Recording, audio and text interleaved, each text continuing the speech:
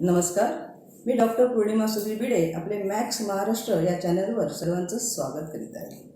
आज kidney day आहे, म्हणजे जागतिक आणि भारतामध्ये या दिवसाला फार महत्त्व आहे. किडनी डे का साजरा करायचा, तर किडनीचं आरोग्य फार महत्त्वाचं आहे. या दिवसाच्या निमित्ताने आपण जनजागृती करू शकतो. किडनीच्या आरोग्याचं जर निदान लवकर झालं त्यानुसार आपण रोगाचं निदान करून त्याचे प्रथमोपचारही करू शकतो व किडनीचा जो भयंकर आजार होतो त्यापासून आपण अवलंब करू शकतो.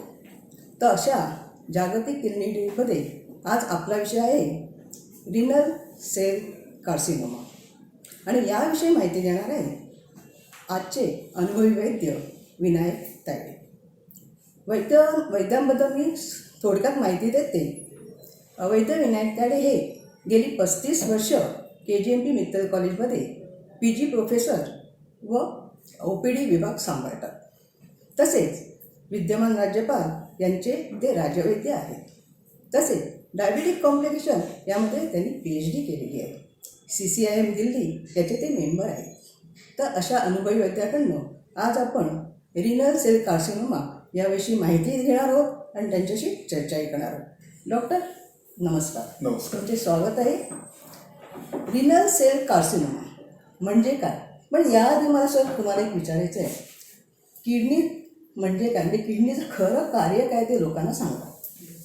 आयुर्वेदामध्ये जे सांगितलेलं आहे, मूत्रस्य क्लेद विद्रुधीकरणम, म्हणजेच मूत्राची निर्मिती करून आतले जे काही वेस्ट प्रॉडक्ट जे असतात त्यांना बाहेर काढण्याचं काम, मूत्रप्रवृत्ती निर्माण करण्याचं काम हा, आणि शरीरामध्ये शरीरातले द्रव्य जे आहे त्यांचं संतुलन राखण्याचं काम करतो. आता मुख्य म्हणजे आजचा आपला जो विषय जो आहे तो रिनल सेल कार्सिनोमा. याला सर्वसामान्य भाषेमध्ये किडनीचा कॅन्सर असं म्हटलं जातं. आता हा किडनीचा जो कॅन्सर जो आहे हा कुठल्या कारणांमुळे होतो आणि कुणाला होतो? जनरली ओल्डर पीपल जे असतात, जे वृद्ध असतात, यांना सर्वात जास्त होतो. परंतु काही अंशतः छोट्या मुलांनाही होतो, आणि त्या कॅन्सरला विल्यम सार्कोमा असं कार्सिनोमा असं म्हटलं जातं. तर मुलांमध्ये होणारा जो कॅन्सर जो असतो हा क्वचित आढळतो. परंतु हा रिनल सेल कार्सिनोमा जो आहे याचं प्रमाण भारतामध्ये इतकं जास्त नाहीये जितकं परदेशामध्ये आहे. मुख्य म्हणजे हा लाईफ थ्रेटनिंग डिसीज आहे. याच्यामध्ये केव्हाही इमर्जन्सी निर्माण होऊ शकते. यांचा कारणांचा जर आपण विचार केला की रिनल सेल कार्सिनोमा का निर्माण होतो, तर सर्वात पहिलं महत्वाचं जे कारण जे असतं तर एक्सेसिव्ह स्मोकिंग. जे लोक जास्त प्रमाणामध्ये स्मोकिंग करतात अशा लोकांना हा रोग उद्भवण्याची संभावना जास्त असते. दुसरं जे कारण जे आहे की टॉक्सिक सबस्टन्स जे आहेत, ज्याला केमिकल्स असं म्हणतो, त्याचा संबंध वारंवार जर येत असेल तर त्याच्यामुळे देखील हा होऊ शकतो. म्हणजे श्वसनामार्फत ते आपल्या शरीरामधनं आहारामार्फत वगैरे जे जातं त्याच्यामुळे देखील आपल्या किडनीवर त्याचा परिणाम होतो. आणि तिसरं जे कारण जे आहे ते म्हणजे विभिन्न प्रकारच्या रोगांमुळे निर्माण होऊ शकतो. जसं ओबेसिटी म्हणा, डायबिटीज म्हणा, अशा प्रकारचे जे रोग जे आहे या रोगांमुळे देखील होऊ शकतो. तर ही महत्वाची ही कारणं आहेत. महत्वाची कारणं ही आहेत, परंतु याच्या लक्षणांचा जर आपण विचार केला त्याच्या अगोदर आपण ती किती प्रकारची कार्सिनोमा याचा विचार करूया. कारण लोकेशन आपण बघितली, ही किडनी आहे. ह्या किडनीमध्ये सर्वात पहिल्यांदा जो होतो तो renal cell carcinoma. Pelvis of the ureter जे आहे, या पेल्विस ऑफ द युरेटर मध्ये रिनल पेल्विस प्लस युरेटर याच्यामध्ये जो होतो तो pelvis of the ureter carcinoma.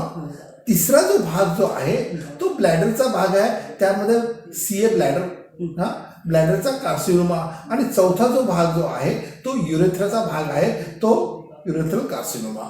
असे 4 प्रकारची ठिकाणं जे आहेत, या 4 प्रकारच्या ठिकाणी हा कॅन्सर होऊ शकतो. त्याचे लक्षणं काय आहेत? आता याचा लक्षणाचा जर आपण विचार केला तर या 4ही प्रकारच्या कार्सिनोमामध्ये एक महत्वाचं लक्षण आहे आणि ते जर पेशंटमध्ये जर आढळलं तर त्याला दुर्लक्षित करू नये. आता मुख्य म्हणजे ते लक्षण कुठलं असू शकतं, तर ते लक्षण म्हणजे आपल्या मूत्राद्वारे रक्तप्रवृत्ती, रक्त मिश्रित युरिन ज्याला आपण म्हटलं जातं, रक्ताळलेली लघवी ज्याला आपण म्हटलं जातं, ही रक्ताळलेली लघवी हे सर्वात महत्वाचं लक्षण आपल्याला ह्या 4ही प्रकारच्या कार्सिनोमामध्ये आढळतं. दुसरं जे आपलं जर कारण जर लक्षण जर बघितलं तर ते म्हणजे ब्लड प्रेशर जास्त वाढतं. अच्छा. तिसरं जे कारण जर आपण लक्षण जर बघितलं तर फटिगनेस निर्माण होत असतो. चौथं लक्षण जे आहे फिवर, आणि 5वं लक्षण जे आहे ते म्हणजे आपल्याला नाईट स्वेट होत असतो. आणि पर्टिक्युलरली हा जो नाईट स्वेट जो असतो हा आपल्या घशाशी आणि चेस्टला होत असतो. तर ही जी लक्षणं जी आहे ह्या लक्षणांचा विचार पहिल्यांदा आपल्याला करावा लागतो. फिवर विथ चिल किंवा रायगर्स. हा, रायगर्स असं ते जे लक्षण जे आढळतं, फिवर विथ रायगर्स जे आहे हे जे लक्षण आढळतं ते सीए ब्लॅडरमध्ये आढळतं. अच्छा. हे सीए ब्लॅडर विथ रायगर्स. पण जनरली असं जे फिवर जे आपल्याला आढळतं हे फिवर लक्षण आपल्याला प्रामुख्याने रिनल सेल कार्सिनोमामध्ये आढळतं.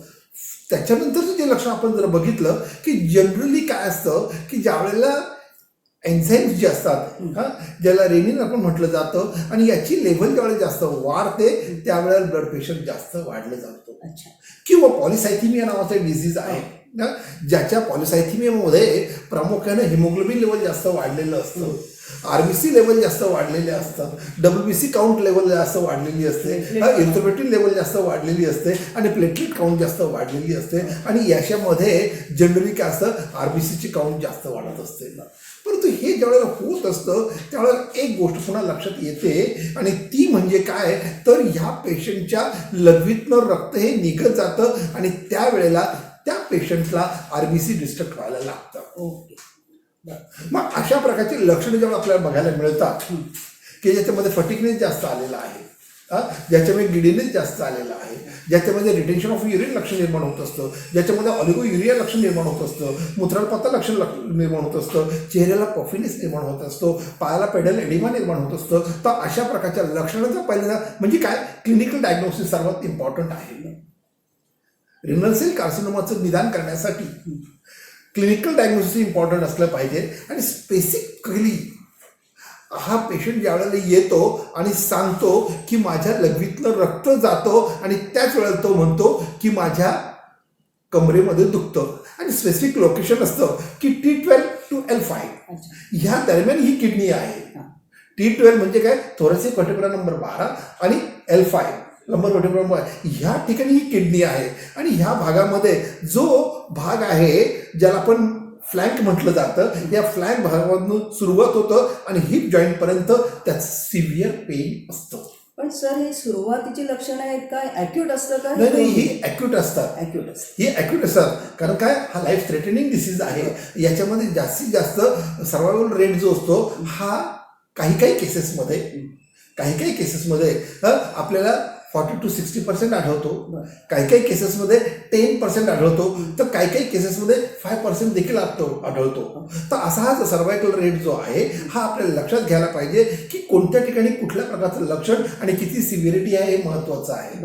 हा कार्सिनोमा जो आहे, हा कार्सिनोमा जेव्हा निर्माण होतो तर आपल्याला इन्व्हेस्टिगेशन करणं अत्यंत आवश्यक असतं. मग आता इन्व्हेस्टिगेशन कुठले असू शकतात, तर सर्वात पहिल्यांदा म्हणजे आपण क्लिनिकल डायग्नोसिस केल्यानंतर पॅथॉलॉजिकल डायग्नोसिस करणं अत्यंत आवश्यक असतं. मग हे पॅथॉलॉजिकल डायग्नोसिस करताना आपण काय करायचं, तर पहिल्यांदा आपल्याला काय करायचं की सीबीसी करणं अत्यंत आवश्यक आहे. मग आता सीबीसी का करायची, कारण का की आरबीसी मध्ये काही परिवर्तन झालेलं आहे का, डब्ल्यूबीसी मध्ये काही परिवर्तन झालेलं आहे का, इझोलिफिल्स आपल्या प्लेटलेटमध्ये काही परिवर्तन झालेलं आहे का, हे बघणं अत्यंत आवश्यक आहे. दुसरी गोष्ट urine analysis is most important. अच्छा. Urine analysis is most important, कारण युरिन ॲनालिसिस केलंच पाहिजे. कारण ज्यावेळेला आपण युरिनची मायक्रोस्कोपिक एक्झामिनेशन ज्यावेळेला करतो त्यावेळेला आपल्याला त्याच्यामध्ये RBC ह्या आढळतातच आणि ते इंडिकेट करतात. ह्या RBC ज्या वेळेला मूत्रमार्गाद्वारे बाहेर पडतात त्यावेळेला रक्ताळलेली मूत्रप्रवृत्ती, रक्ताळलेली लघवी, ब्लड इन युरिन अशा प्रकारच्या लक्षणांची अभिव्यक्ती त्या ठिकाणी होत असते. पण सामान्य जेव्हा किडनी स्टोन असतो तेव्हा पण रक्ताळलेली लघवी असते. हेच महत्वाचं आहे ना. मग आपण मग कसं ओळखायचं? आता हे तर आपण काय पॅथॉलॉजिकल पॅरामीटर्स केलं याच्यावरूनच आपलं डायग्नोज तर होत नाही. आपल्याला याच्यावरून डायग्नोज होत नाही की किडनी आहे नॉर्मल आहे की स्टोनमुळे देखील अशा प्रकारचे आपल्याला फायंडिंग्स आपल्याला आढळतात. सेकंड पॅरामीटर आपण जे बघतो तर अल्ट्रासोनोग्राफी आपण करतो. अच्छा. आणि हा अल्ट्रासोनोग्राफी केल्यानंतर आपल्याला थोडीशी पुसटची आयडिया येते की कुठेतरी लिजन आहे या किडनीमध्ये. हे जे पॅरेन्कायमल सेल जे आहे या पॅरेन्कायमल कॉर्टेक्स रिजन आणि मेडुलरी रिजन, या मेडुलरी रिजनमध्ये प्रॉब्लेम आहे की कॉर्टेक्स रिजनमध्ये प्रॉब्लेम आहे, तर कोणत्या ठिकाणी पॅरेन्कायमल सेल जे आहे त्याच्यामध्ये आहे की नेफ्रॉनमध्ये आहे, ह्या ठिकाणी हे जे सेल्स आहे ह्याच्यामध्ये तो कार्सिनोमा असतो. तर आपण USG ॲब्डोमेन ज्यावेळेला करतो त्यावेळेला अल्ट्रासोनोग्राफीमध्ये आपल्याला लिजन फक्त असल्याचं आढळतं, पण तो आपण कन्फर्म होऊ शकत नाही. सेकंड काय करतो की ह्या ठिकाणी आपल्याला युरोग्राफी करतो, इंट्राव्हेनस युरोग्राफी, आणि हे केल्यानंतर आणखी थोडंसं आपल्याला कन्फर्मेटरी टेस्ट आपण जातो की काहीतरी आहे आणि ती ॲब्डॉर्मेटी आहे त्या ठिकाणी. पण कन्फर्म जे करण्यासाठी आपल्याला CT ॲब्डोमेन करणं अत्यंत आवश्यक आहे. आणि ही CT ॲब्डोमेनमध्ये जे पिक्चर्स येतं ते आपल्याला चेक सांगतं की there is a neoplastic changes particular in kidney. Sir, kidney स्टोनमध्ये जे वेदना असतात ते म्हणजे वेदना सहन होत नाही. बरोबर. आणि कार्सिनोमध्ये रिनल सेल कार्सिनोमामध्ये ज्या वेदना होतात का त्याच्यामध्ये नाही, कंटिन्यू पेन असतं आणि त्याचं एक लोकेशन सांगितलेलं आहे ज्याला आपण म्हणतो ना बॅकमध्ये पेन होतं. आणि जे आपण T12 to L1 वेदना सहन होतात का? कारण आपल्याला किडनी स्टोनच्या काही वेळेला पेशंटला हॉस्पिटलाइज करावंच लागतं. आणि हे डलॅक पेन म्हणतात, त्याला डलॅक पेन म्हणतात. मंद मंद वेदना होत असतात आणि पेशंट आपला नुसता हात लावून असं उभा असतो, तर रिझन दाखवतात कुठल्या दुखतं आणि ते एकदम वेदना हळूहळू ते वाढत जातात. परंतु आपण CT ॲब्डोमेन केल्यानंतर निओप्लास्टिक चेंजेस आहे की नाही हे आपल्याला त्या ठिकाणी डायग्नोज होतं. आणि हे डायग्नोज झाल्यानंतर तरी कन्फर्म होत नाही. मग शेवटी काय करायचं तर बायोप्सी लास्ट. आणि बायोप्सीमध्ये आपल्याला लक्षात येतं this is the known case of biopsy. कशाची करायची? आपल्याला किडनीची बायोप्सी करावी लागते आणि त्याच्यामध्ये मॅलिग्नन्सी आहे की नाही हे आपल्याला निश्चित करावं लागतं. आणि मॅलिग्नन्सी झाल्यानंतर आपल्याला लक्षात येतं की त्या ठिकाणी काय आहे तर रिनल सेल कार्सिनोमा आहे. आता डायग्नोसिस झाल्यानंतर म्हणजे आपण एक पॉईंटला आलेलो असतो की त्या ठिकाणी ते आपण कन्फर्म झालेलं आहे की रिनल सेल कार्सिनोमा त्या ठिकाणी आहे आणि त्या ठिकाणी आपल्याला ट्रीटमेंट करायची आहे. मग हा रिनल सेल कार्सिनोमा जो आहे हा एकाच ठिकाणी आहे का? जर असेल तर आधुनिक विज्ञानामध्ये surgical treatment is most important. Surgical treatment देतो, परंतु ही सर्जिकल ट्रीटमेंट दिल्यानंतर क्वेश्चन मार्क उतरतो की ह्या ठिकाणी रिकन्स तर होणार नाही ना. मग अशी शंका जरी आपल्याला मनामध्ये आली तर त्यावेळेला आपल्याला CEA नावाची एक टेस्ट आपण करतो किंवा पेट स्कॅन आपण करू शकतो. आणि त्यावेळेला लक्षात येतं की हा कार्सिनोमा जो आहे ब्लड सप्लाय ज्या ठिकाणी जे मोठमोठ्या वेन्स असतात त्याच्या ठिकाणी पसरत चाललेला आहे, स्प्रेडअप होत चाललेला आहे. आणि ही जेव्हा शंका येते त्यावेळेला आफ्टर सर्जिकल ट्रीटमेंट नंतर आपल्याला केमोथेरपी करणं अत्यंत आवश्यक असतं. याचे स्टेजेस आहेत का? First stage, second stage, third stage? आहेत ना याच्याही स्टेज आहेत. परंतु प्रामुख्याने कसं असतं की त्या स्टेजेस सांगितले जे आहे ना की लक्षणांवाईज आहे. आता आपण बघितलं की सर्जिकल ट्रीटमेंट फर्स्ट ग्रेडमध्ये येतं, परंतु सेकंड जे आपण केमोथेरपी देतो आणि केमोथेरपी देताना त्याच्याच बरोबर आपल्याला काय करावं लागतं, काही मेडिसिनल ट्रीटमेंट द्यावं लागतं. ज्याला इंटरक्युलिन 2 किंवा इन्फेरॉन अशा प्रकारची जी आधुनिक विज्ञानामध्ये जी औषधं सांगितलेली आहे त्याचा वापर देखील आपण सप्लिमेंटरी करता. इंजेक्शन्स अशा प्रकारचे आपल्याला औषधं आपल्याला त्या ठिकाणी देता येतात. परंतु ही सेकंड स्टेजमध्ये झालेली आहे. परंतु आपल्याला असं वाटतं की नाही या ठिकाणी आपल्याला आणखीन काय वाटतं, मग कॉम्बिनेशन थेरपी आपल्याला द्यावी लागते. मग कॉम्बिनेशन थेरपीमध्ये काय द्यायचं असेल तर आपल्याला त्यात केमोथेरपी देतो आपण आणि रेडिएशन देतो. ही थर्ड स्टेज झाली. आणि फोर्थ स्टेज आहे ती म्हणजे इम्युनोथेरपी. ओके.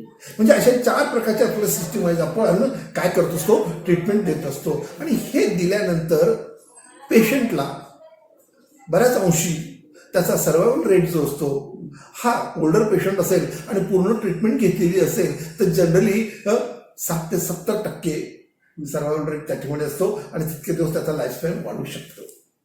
आता सेकंड आपण बघितलेलं आहे की रिनल पेल्विस प्लस युरेटरमध्ये असणारा कार्सिनोमा.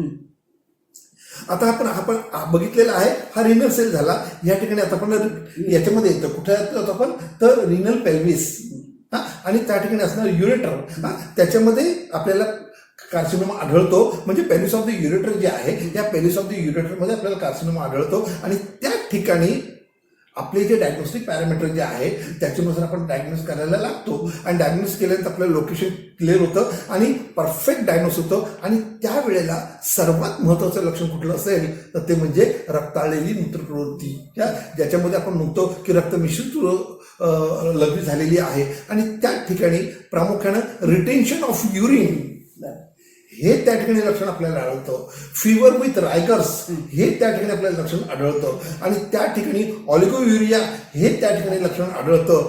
पेडल एडिमा हे त्या ठिकाणी लक्षण आढळतं. पफिनेस हे त्या ठिकाणी लक्षण आढळतं. म्हणजे बघा, पहिल्या रिनल सेल कार्सिनोमामध्ये वेगळे लक्षण आलेले आहे आणि पेल्विस ऑफ द युरेटर जो कॅन्सर आहे त्याच्यामध्ये वेगळे लक्षण आलेले आणि हळूहळू त्या ठिकाणी पुन्हा आधुनिक विज्ञानाच्या दृष्टिकोनातून आपण बघितलं तर प्रामुख्यानं आपल्याला पुन्हा 30 ट्रीटमेंटकडे जावं लागतं की सर्जिकल ट्रीटमेंट द्यावी लागते. त्याच्यानंतर त्या ठिकाणी आपल्याला रेडिएशन द्यावं लागतं, केमोथेरपी द्यावी लागते, इम्युनोथेरपी द्यावी लागते. कारण ह्या 4 स्टेजमधूनच आपल्याला पुढे जावं लागतं. थर्ड जो कॅन्सर जो आहे तो म्हणजे ब्लॅडर कॅन्सर. अच्छा. आता ब्लॅडर कॅन्सर जो ट्रायगॉन एरिया जो आहे ज्याला युरेथ्रोविरोसिस म्हणतात, त्याच्या वरचा जो भाग जो ट्रायगॉन एरिया आहे ह्या ट्रायगॉन एरियामध्ये हा होतं पॅरासायटिक इन्फेक्शन ज्यावेळेला होतं किंवा रिटेन्शन ऑफ युरिन ज्यावेळेला लक्षण जास्त, बऱ्याच वेळेला GFR लेवल जी आहे अत्यंत कमी असतं. अच्छा. 10 to 20% असतं GFR लेवल. आणि ही GFR लेवल ज्यावेळेला कमी जास्त होते त्यावेळेला जवळजवळ ही किडनी फेल झालेलीच असते आणि अशा वेळेला आपल्याला डायव्हर्जन करावं लागतं. अच्छा. सर्जिकल ट्रीटमेंट नंतर दुसऱ्या ठिकाणी मार्ग काढून युरिन बाहेर काढावी लागते आपल्याला. ते हे डायव्हर्जंट मेथड त्या ठिकाणी झालेले आहे. म्हणजे आपण काय म्हणतो की युरिन बॅग पाठीमागे लावलेली आहे. तर अशा प्रकारची ट्रीटमेंट त्या ठिकाणी करतो आणि त्याचबरोबर ह्या ब्लॅडरमध्ये होणारी जी लक्षणं जी आहे त्यांचा आपल्याला विचार करावा लागतो. आणि मुख्य लक्षणं काय काय असतात त्या ठिकाणी तर त्या ठिकाणी प्रामुख्यानं आपल्याला युरिन जे आहे ही युरिन रिटेन होते त्या ठिकाणी. ऑलिगोयुरिया फॉर्म होत असतो. फिवर विथ रायगस त्या ठिकाणी निर्माण होत असतात कारण त्या ठिकाणी पॅरासायटिक इन्फेक्शन असतं त्या ठिकाणी. आणि अशा प्रकारची लक्षणं ज्या ठिकाणी निर्माण होतात त्यावेळेला आपण कन्फर्म होतो की तिचं. आणि ह्या ठिकाणी काय असतं की तो जो स्टोन तो जो CA जो आहे तो कुठल्या लिजनमध्ये आहे. ड्रॅगन एरियामध्ये असेल तर प्रॉब्लेम जास्त येत नाही, परंतु लक्षणं ही सर्व आढळतातच. आणि त्या ठिकाणी आपल्याला सर्जिकल ट्रीटमेंट, केमोथेरपी करावं लागते, रेडिएशन करावं लागतं आणि इम्युनोथेरपी करावं लागते. पुढे जाऊन जर आपण बघितलं तर युरेथ्रा जो असतो हा युरेथ्रामध्ये देखील आपल्याला CA आढळत असतो. म्हणजे आपण हे युरेथ्रा ओरिफिस आहे आणि समोरचा जो भाग जो आहे तो युरेथ्रा रिजन जो आहे आणि ह्या ठिकाणी जेव्हा CA होतो त्यावेळेला पॅपिलोमा व्हायरस याचं इन्फेक्शन ज्या वेळेला होतं या इन्फेक्शनमुळं त्या ठिकाणी अशा प्रकारचा कॅन्सर निर्माण होऊ शकतो. आणि ज्याच्यामध्ये प्रामुख्यानं लक्षणं जी आढळतात की सिव्हिअर पेन त्या ठिकाणी आढळतं. त्याच्यानंतर रिटेन्शन ऑफ युरिन त्या ठिकाणी आढळतं. त्या ठिकाणी आपल्याला फिवर विथ रायगस लक्षण आढळतं. त्या ठिकाणी सिस्टायटिस लक्षण आपल्याला आढळतं. आणि त्या ठिकाणी ब्लड इन युरिन हे जे महत्त्वाचं लक्षण आहे म्हणजे रक्तमिश्रित जर कुणाला म्हणून मूत्रपुष्टी झाली तर त्याचा दुर्लक्ष करू नये कारण may be possibility of CA kidney. तर अशा प्रकारची लक्षणं जेव्हा निर्माण होतात त्यावेळेला पुन्हा आपल्याला आधुनिक विज्ञानामध्ये सांगितलेली ट्रीटमेंट जी आहे सर्जिकल ट्रीटमेंट म्हणा, केमोथेरपी म्हणा, रेडिएशन थेरपी म्हणा, इम्युनोथेरपी म्हणा, अशा प्रकारची ट्रीटमेंट केली जाते. बऱ्याच अंशी काय असतं रुग्ण यांनी त्रस्त झालेला असतो आणि शेवटी तो आयुर्वेदिक वैद्याकडे येतो. आल्यानंतर तो कुठल्या स्टेजमधला आहे हे फार महत्वाचं आहे त्या ठिकाणी. आता रिनल सेल कार्सिनोमाचा जर पेशंट जर असेल,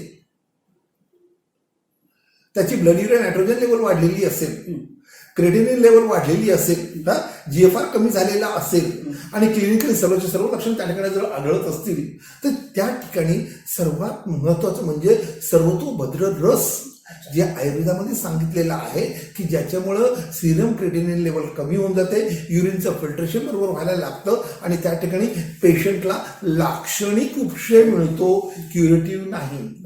मी कॅन्सर बरा करू शकतो असं विधान आपण कोणीच वैद्य करू शकत नाही. मी काही अंशतः त्यांच्या लक्षणांमध्ये उपशय निर्माण करू शकतो, अशा प्रकारचं विधान आपण करू शकतो. सर, तुम्ही सांगितलं की हा आजार शक्यतो वृद्ध लोकांना होतो, म्हणजे किती एज, कोणत्या म्हणजे 50 to 70 इयर्स मध्ये होतो. अच्छा. 50 to 70 इयर्स मध्ये होतो आणि असं क्लिअर कट आहे की याच्यामध्ये आपली इम्युनिटी लेवल जी आहे ती कमी झालेली असतात. तर सेकंड जी काय आहे की काही औषधं जे आहेत ज्याच्यामध्ये आयुर्वेदातली काही औषधं जे मूत्राचं शोधन करणारी आहेत, मूत्र औषध आहे, ज्याच्या अंतर्गत आपण बघतो की गोक्षूर आहे, पुनर्नाव आहे, पाषाणभेद आहे, त्याच्यानंतर कुशमूळ आहे, काशमूळ आहे, याचा वापर आपण करू शकतो. पण ज्या वेळेला बऱ्याच वेळेला काय होतं की रिटेन्शन ऑफ युरिन ज्या वेळेला लक्षण निर्माण होत असतं त्यावेळेला कुठंतरी त्या ठिकाणी रिटेन्शन आहे, त्या ठिकाणी सूज आहे, त्या ठिकाणी लिजन फॉर्म झालेला आहे, त्या ठिकाणी मास निर्माण झालेला आहे आणि त्याला कटिंग करायचं असतं आणि त्याला कटिंग करण्यासाठी मूलिक क्षाराचा वापर करावा लागतो, अपमार्ग क्षाराचा वापर करावा लागतो, कधी क्षाराचा वापर आपल्याला करावा लागतो. अक्षर क्षाराचा प्रयोग केल्यानंतर बऱ्याच अंशी आपल्याला त्या ठिकाणी उपशय मिळतो.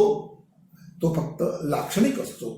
म्हणजे आपल्याला काय करावं लागतं की आपण शमन ट्रीटमेंट आणि शोधन ट्रीटमेंट जे आयुर्वेदामध्ये सांगितलेली आहे ती आपल्याला अपानस्य कर्मतः विकृती जनरली काय असतं की कुठल्या प्रकारचा जो रोग आहे हा अपान क्षेत्रामध्ये ज्यावेळेला येतो त्यावेळेला अपानाची विकृती निर्माण होत असते. अपानाचे कर्मता क्षय, जेव्हा अपानाचा कर्मता क्षय होतो त्यावेळेला ऑलिगोयुरिया निर्माण होत असतो. अपानाचा कर्मता क्षय झालेला असेल तर रिटेन्शन ऑफ युरिन लक्षण निर्माण होत असतं. मग अशा याच्यामध्ये प्रामुख्यानं आपल्याला मूत्राची प्रवृत्ती वाढवण्यासाठी त्या ठिकाणी आपल्याला काय करावं लागतं तर त्या ठिकाणी मूत्र औषधांचा वापर करावा लागतो, जेणेकरून बऱ्याच अंशी गोक्षरादी गुगुळ पण वापरतात, त्रिविक्रम रस पण वापरतात, त्या ठिकाणी सर्वतोभद्र रस पण वापरतात, त्या ठिकाणी आपल्याला हजरुयू भस्म पण वापरतात. तर अशा प्रकारच्या ज्या औषधांचा वापर आपल्याला त्या त्या लक्षणांनुसार आपल्याला त्या ठिकाणी करणं अत्यंत आवश्यक असतं. पण हे सर्व जरी आपण करत असलो तरीही आरोग्य मिळतं की नाही याबद्दल शंका आहे. मग आरोग्य आपल्याला काही अंशतः जर त्याचा लाभ घ्यायचा असेल तर पथ्यम ही आरोग्य मूलम, पथ्यम ही आरोग्य मूलम आपल्याला पथ्य करणं अत्यंत आवश्यक आहे. मग काय गोष्टी खायच्या नाही हा भाग महत्वाचा आहे.